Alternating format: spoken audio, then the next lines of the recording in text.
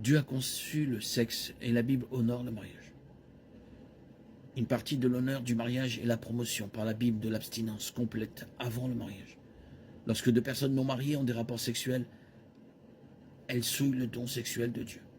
Avant le mariage, un couple n'a pas d'union contraignante et n'a conclu aucune alliance sacrée. Sans les vœux du mariage, ils n'ont pas le droit d'exploiter l'aboutissement de ces vœux. Trop souvent, nous nous concentrons sur l'aspect récréatif de la sexualité, sans reconnaître qu'il existe un autre aspect, la procréation. Les rapports sexuels au sein du mariage sont agréables et Dieu les a conçus ainsi. Dieu veut que les hommes et les femmes jouissent de l'activité sexuelle dans le cadre du mariage. Le Cantique des Cantiques 4 et plusieurs autres passages de la Bible, comme Proverbe 5, 19, décrivent le plaisir des rapports sexuels. Cependant, l'intention de Dieu en matière de rapports sexuels comprend la production d'enfants. Ainsi, pour un couple, avoir des rapports sexuels avant le mariage est doublement mal. Ils profitent de plaisirs qui ne leur sont pas destinés.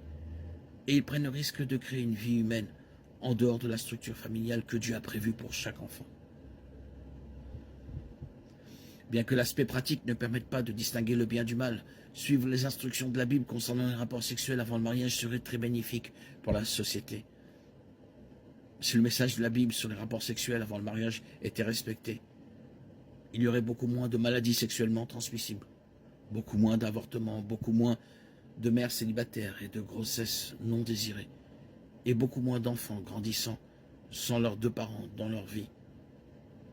L'abstinence sauve des vies, protège les bébés, donne aux relations sexuelles leur juste valeur, et plus important encore, honore Dieu.